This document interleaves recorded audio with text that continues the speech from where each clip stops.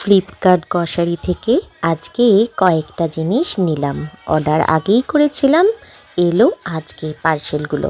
তার মধ্যে একটা ছিল শেজওয়ান চাটনি আর 2 প্যাকেট পাস্তা অর্ডার করেছিলাম, আর এটা হলো চিজ পাস্তা।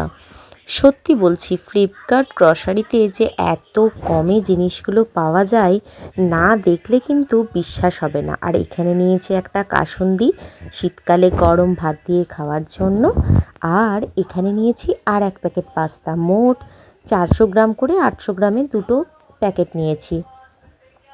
আর এখানে নিয়েছি একটা হাক্কা নুডলসের প্যাকেট, মানে ভেজ হাক্কা নুডলস।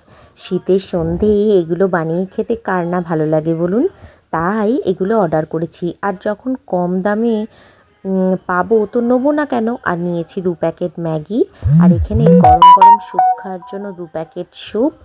আর নিয়েছি এইগুলো কতকগুলো বাউলির প্যাকেট। যে সমস্ত আইটেমগুলো দেখছেন, শেজওয়ান সসটা আর কাসুন্দিটা ছাড়া সবগুলোই কিন্তু নেওয়া ছেলের টিফিনের জন্য। কারণ শীতের সকালে ওদের এতটাই সকাল সকাল স্কুলের গাড়ি আসে যে বানানোর কিছু টাইম হয় না। তো চলো, টাটা।